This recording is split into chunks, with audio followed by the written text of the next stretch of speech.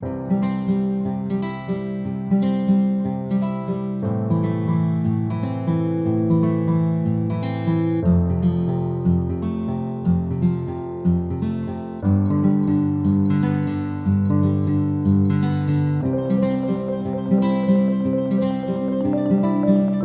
from IIM Lucknow. I'm Ketan Katkar, and on behalf of Alumni Committee of IIM Lucknow, I welcome everyone to the Netrtv Leadership Talk series with our Alumni Leaders in Spotlight.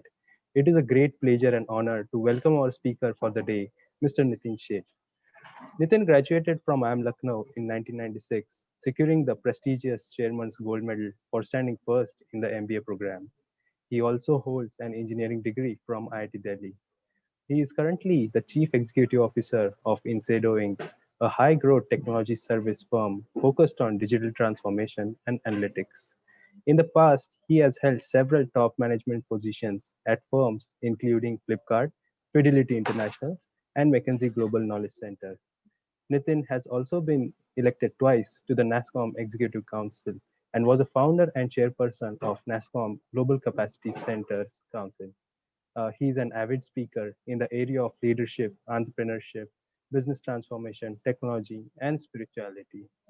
His recent book, Winning in the Digital Age, published on 11th March, has been a tremendous success. It's currently a bestseller and month of the book at WH Smith. Several industry leaders are recommending the book, and it is becoming the must read book to get deep insights into how a digital transformation journey looks like. That's truly an amazing journey, sir. We are lucky to have here with us. A very warm welcome to you from your alma mater. Thanks, Ketan. Thanks for inviting me to talk to you, and a very warm hello to all friends at IIM Lucknow. It feels like while we are having this conversation virtually, it feels like coming back home. Alma mater and IIM Lucknow in particular is a very very special feeling. So I'm always very happy and keen to connect back with IIM Lucknow. So before we start, I will like to briefly summarize the flow of our conversation today first. First, we will like to know about your experience at IIM Lucknow. We will further move on to your journey till Incedo. And after that, we will have few specific questions specifically about digital transformation. So moving on. So my first question is around your time at IIM Lucknow. So we will like to know more about your days at IIM Lucknow and what, according to you, have been the key learnings and takeaway from your life at IIM Lucknow. See, uh, of course, it was a very special 2 years of my life. I want to put a little bit of context here. So, 94 to 96, IIM Lucknow was still coming of age. It was the fourth IIM then, and it was very much in that pecking order ABCL.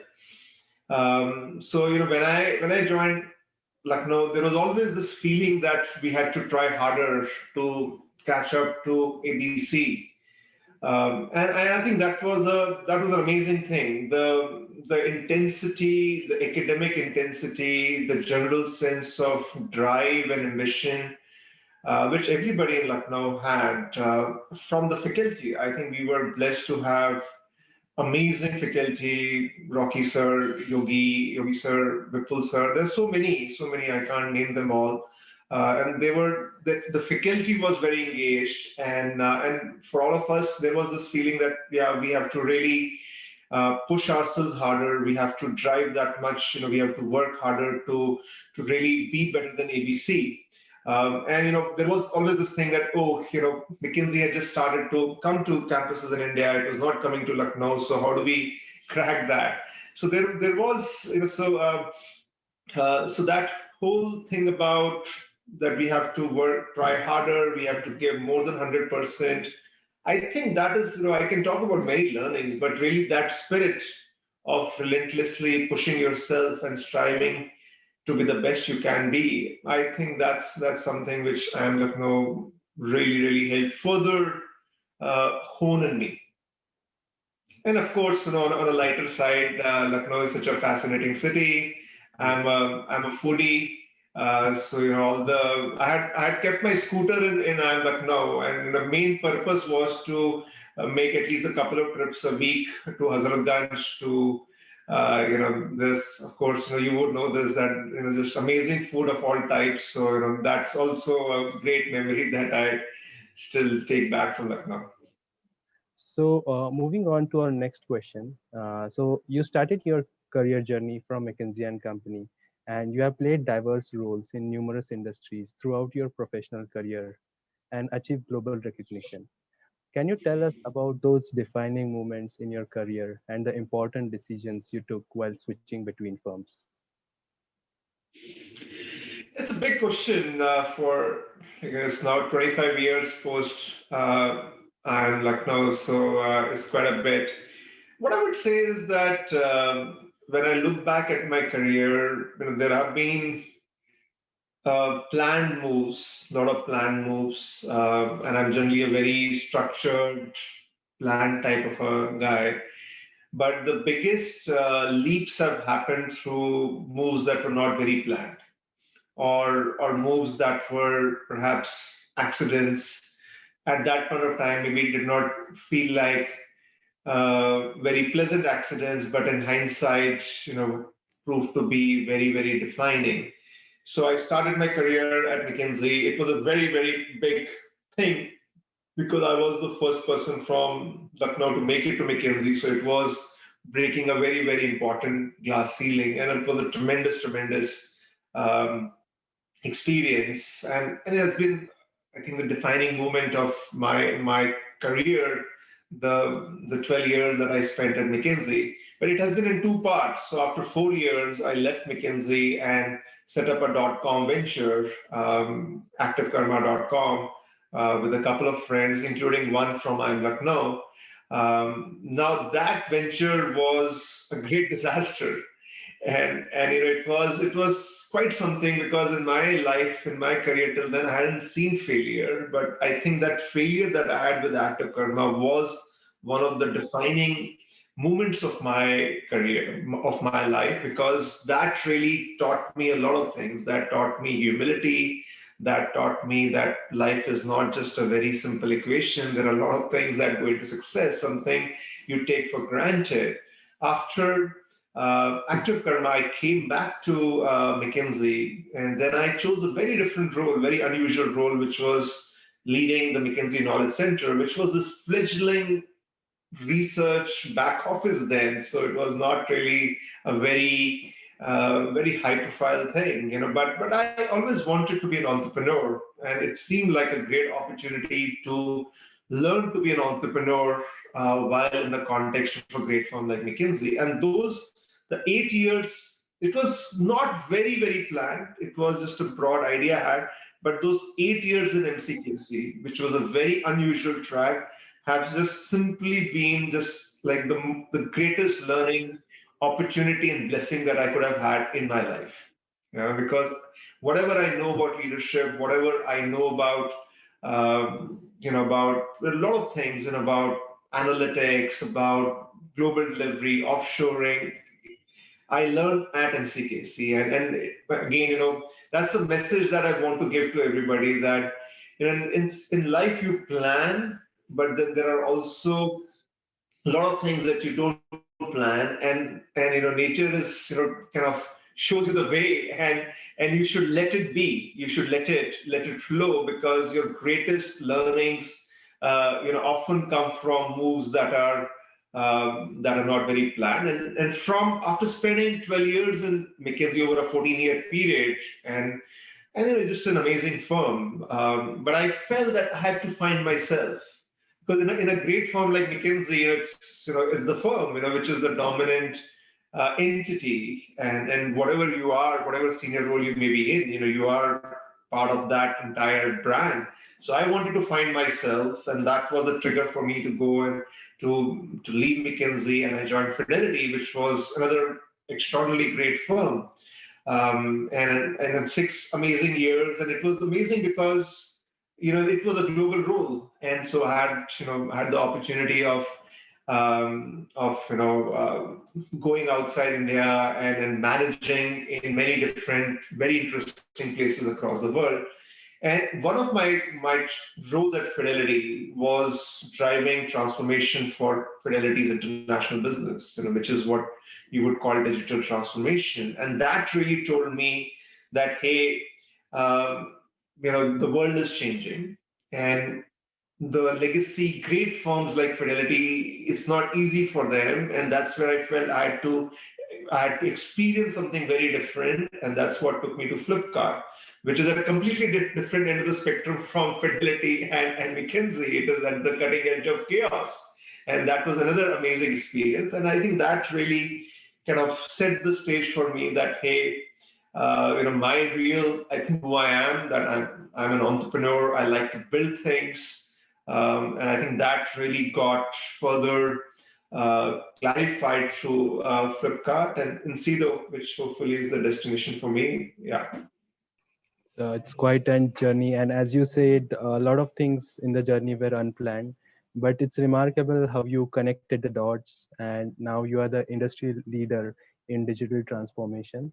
And we hope that our listeners, IIM Lucknow students, will one day find a similar path in their career trajectory. So moving on, we will like to go on to your book. So after the 11th March publication of your book, I got a copy of your book a couple of days Oh, ago. very nice. Yes, and I started reading it. And as a part of the coursework at IIM Lucknow, we are learning about importance of information system in creating a successful and a competitive business.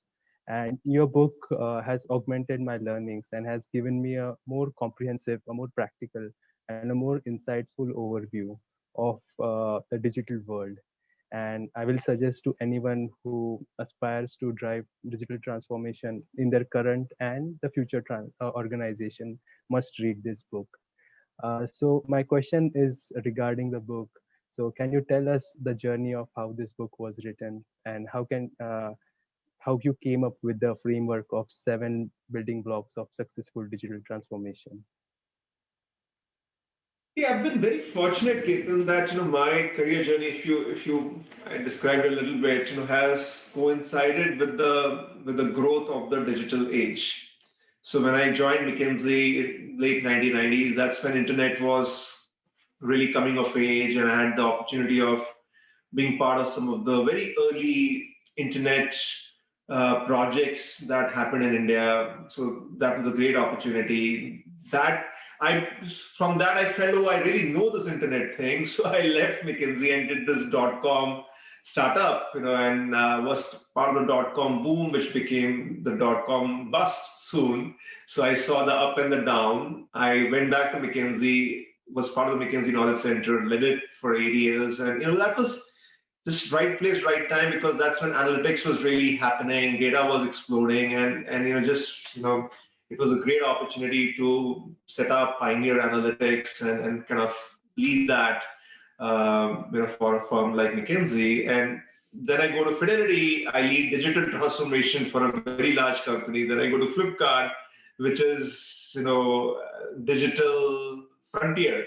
then I go to Incedo, and we are working with some of the largest companies in the world, mostly Fortune 100 companies on digital transformation. So I've had like a very unique perspective on digital transformation. And what what really inspires me is that, hey, this is such an amazing opportunity. This is huge.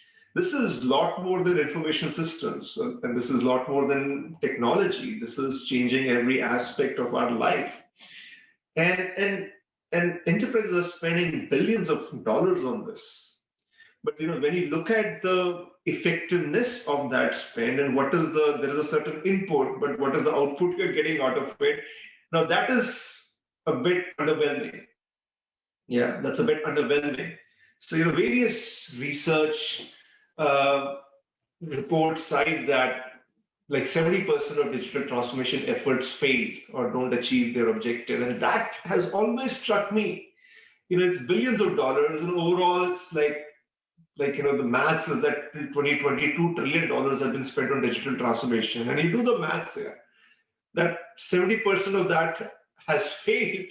That's kind of, you're talking about equivalent to India's GDP, has, globally has failed, because, it's not been effective. And that really has been, what has always inspired me, that, what is really happening?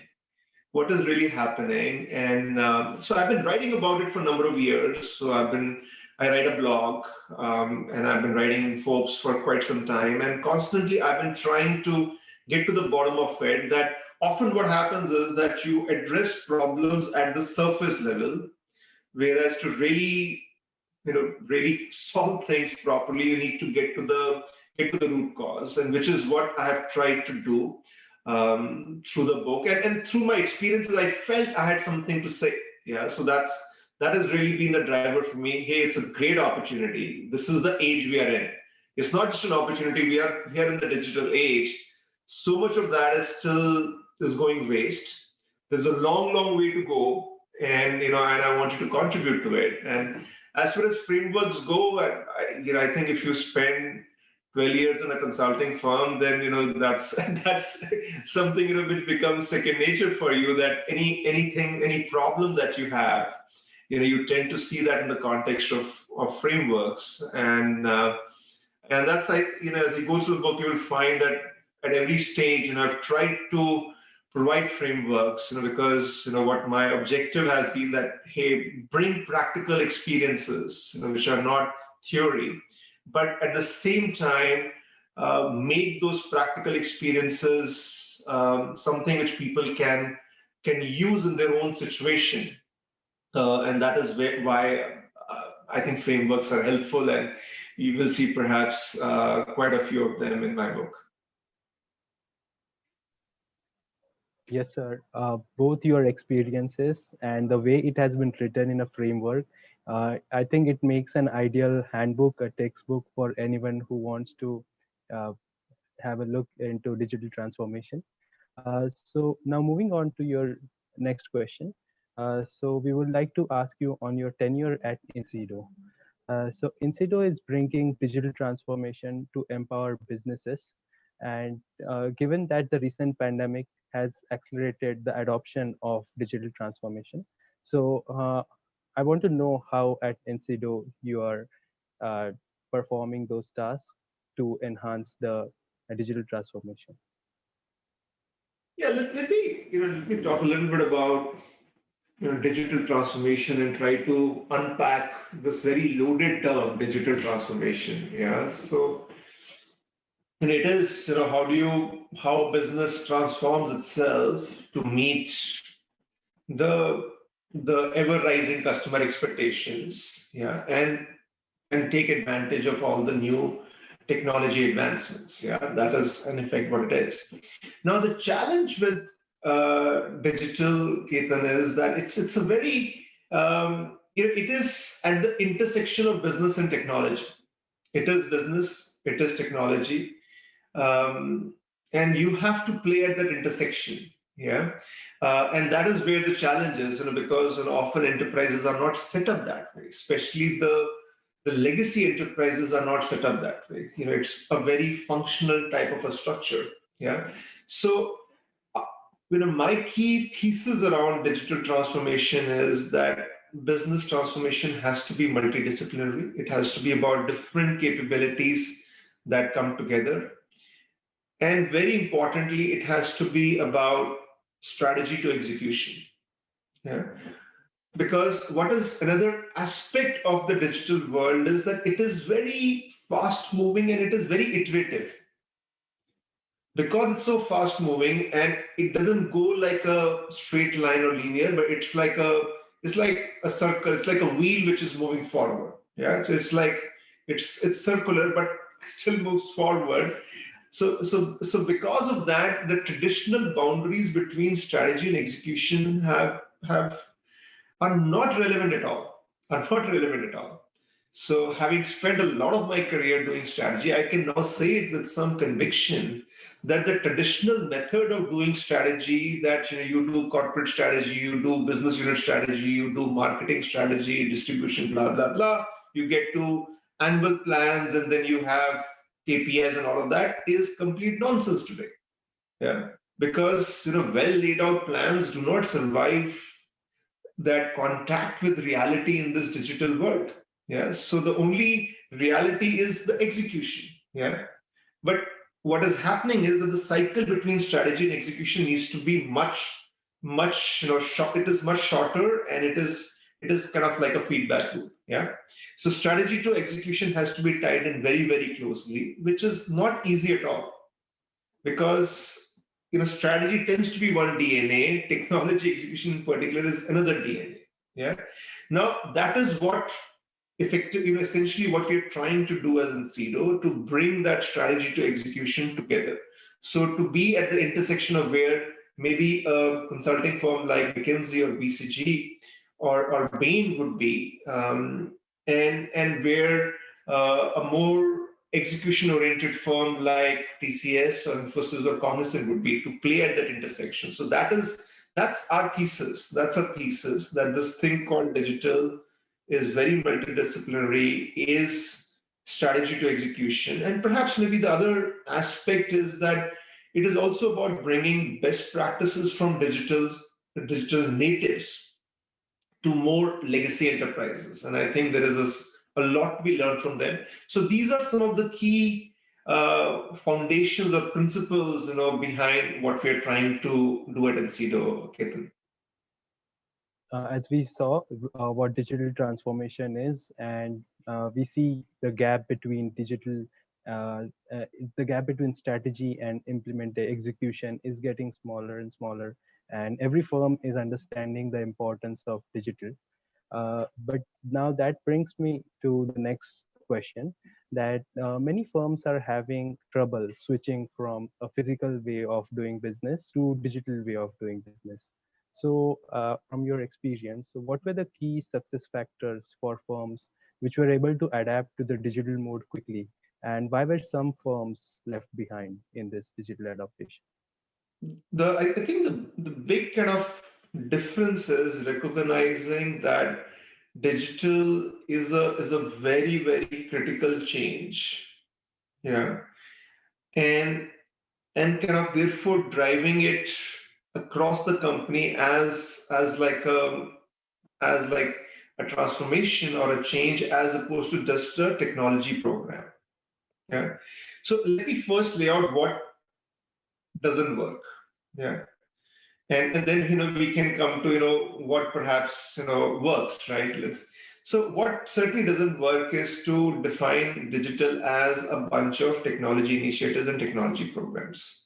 That certainly does not work, because it's not that, oh, I have put like a couple of $100 million in this program, and if I do this, then I have my sins are taken care of, and I will live happily ever after. That certainly does not work. Yeah, doing this as a bunch of siloed programs does not work. That I have a digital marketing program which marketing is running. I have some website creation which technology is running. I'm doing RPA, in operations, which is, so I'm doing automation. So doing it as a bunch of just siloed programs doesn't work. Yeah. See, now, what is the right way of thinking about digital transformation? So to me, the starting point is the customer. Yeah. Now, customer it is, it's a bit of a truism that that customer is the heart of the business, but in the digital age, that is becoming even a lot more profound, because the customer expectations are now being shaped by Amazon and Netflix, whatever may be the industry. That is what is the benchmark for the customer.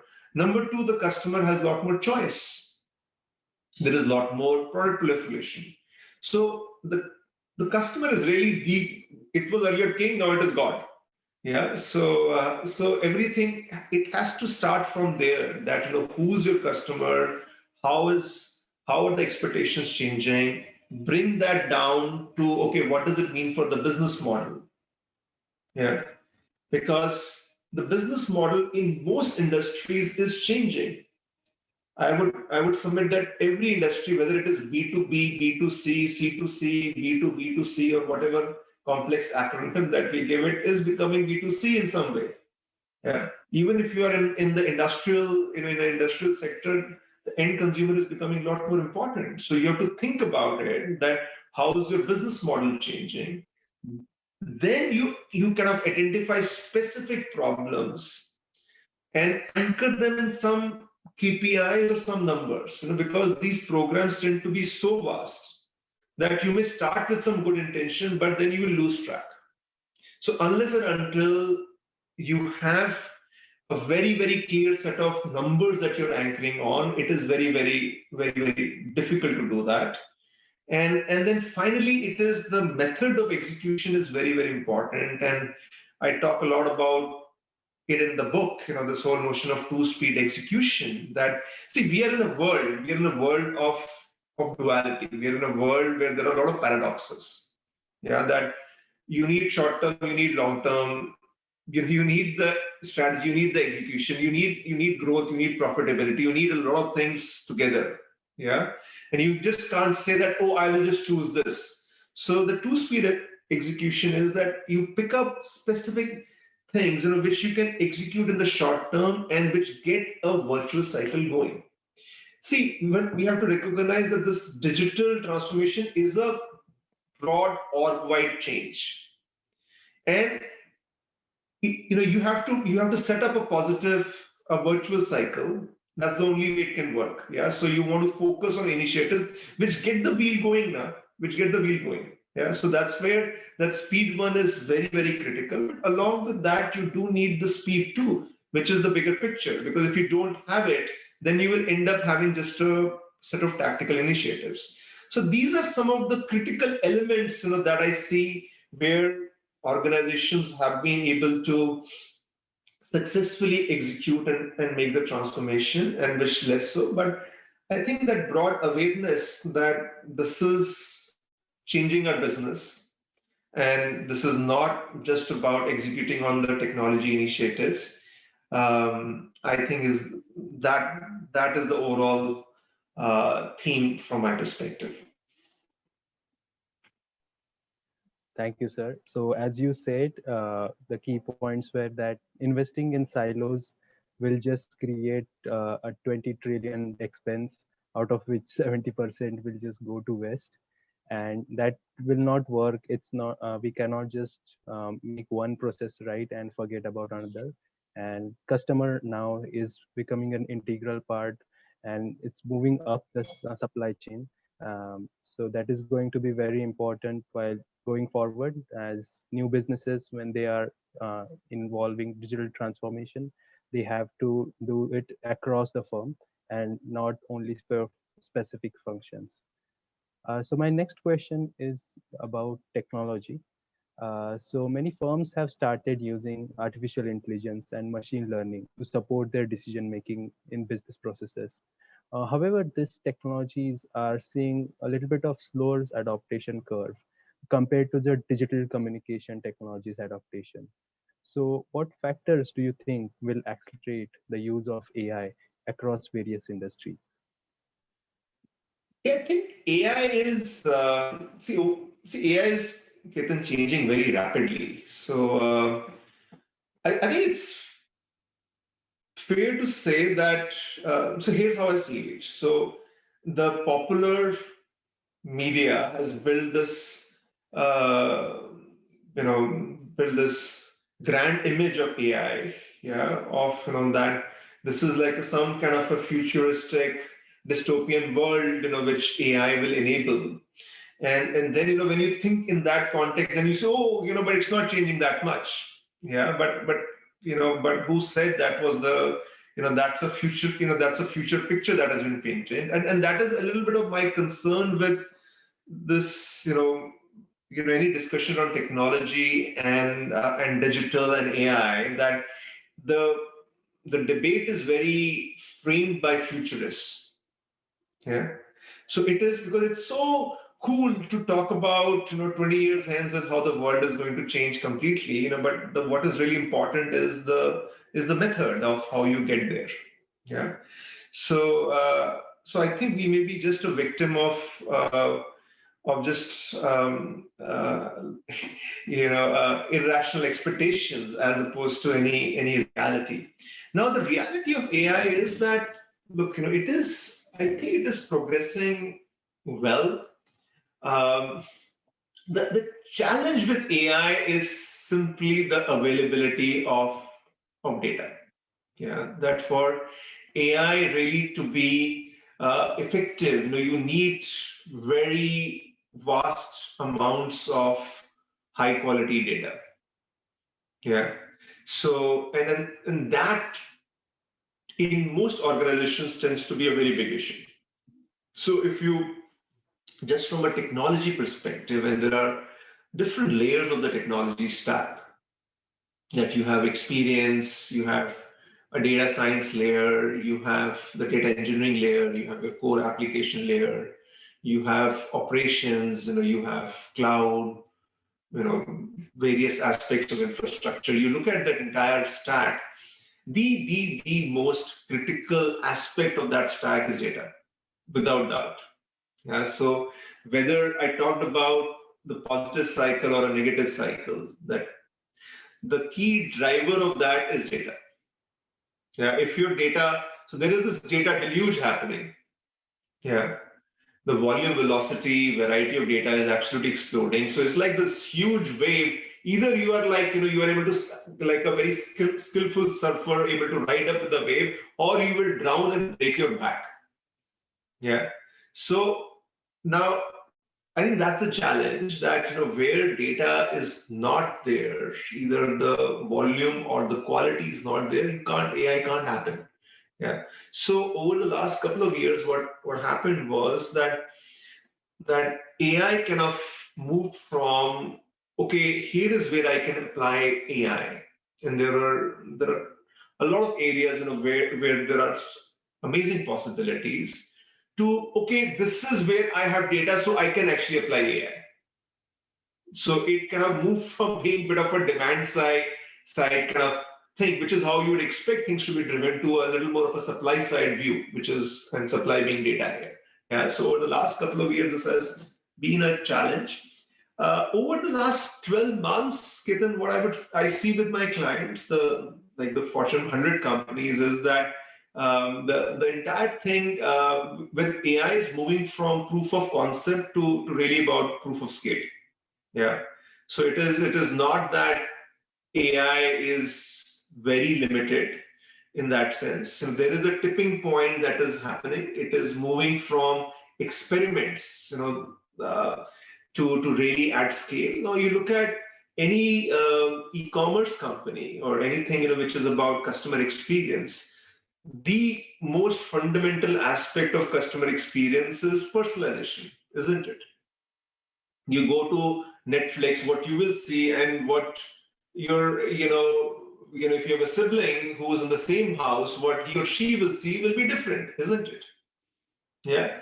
And that is personalization. And how is that personalization happening?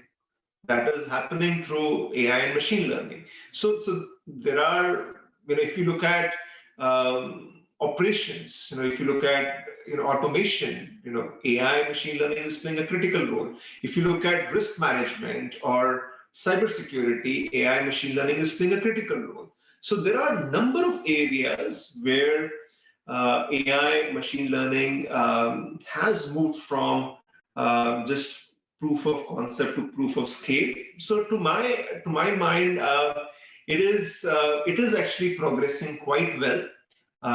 It is, if there is a challenge, I think it is a challenge of irrational expectations. Thank you, sir, for that answer.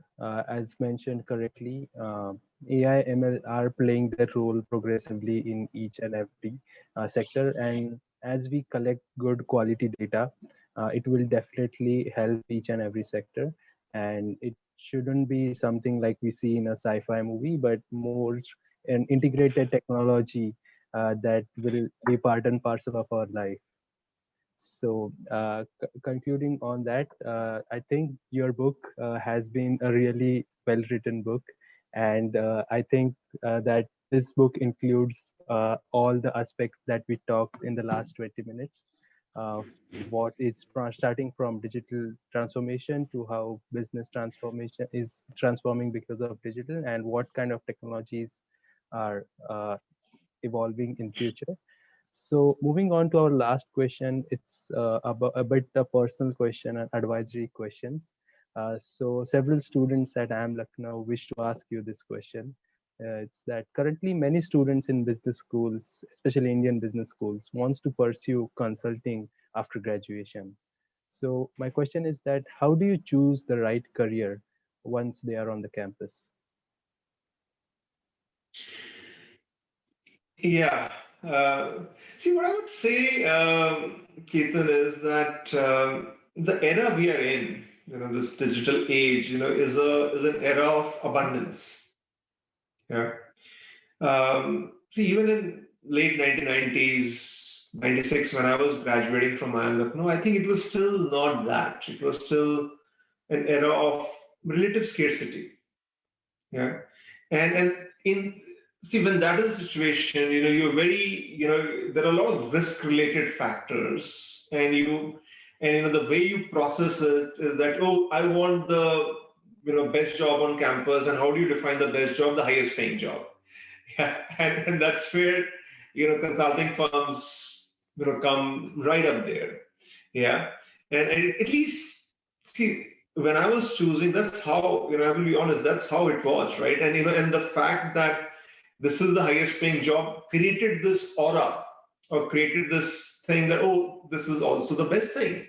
Now, I certainly am very thankful for the choices I made. Yeah. And I'm very thankful that I had opportunity of starting my career in a great firm like McKinsey. Yeah.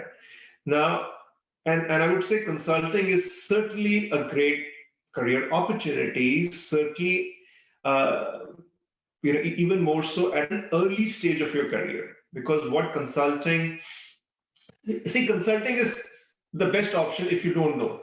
If you don't know what you want to do, then consulting is the best option, because what consulting does is that it gives you exposure to typically to a number of different industries. I've worked in iron and steel, to consumer goods, to finally doing a lot of work in financial services. But I covered like 8, 10 sectors. Okay, so it gave a great exposure, and I've done from shop floor,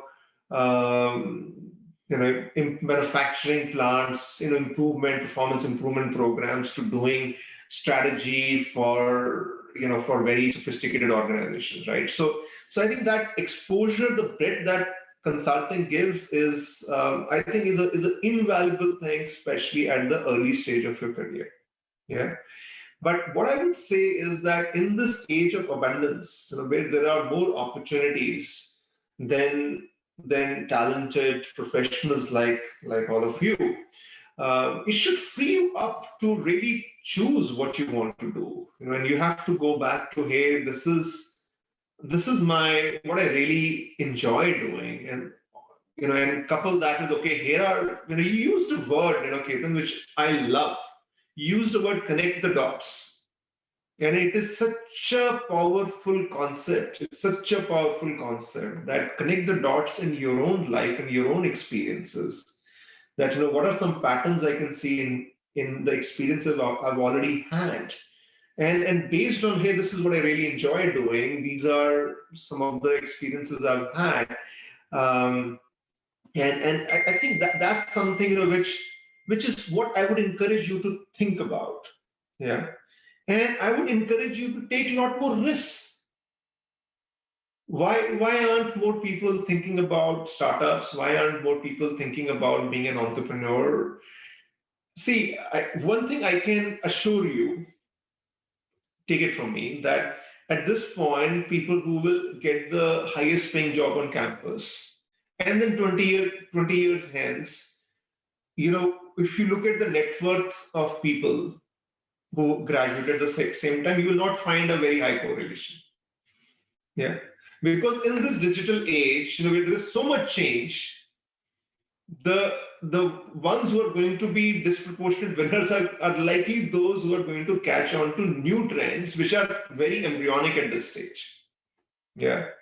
So, but there is very, when I was at Lucknow, there was a challenge. Oh, if you don't really make it to a consulting firm or to a bank, you may end up with a public sector undertaking.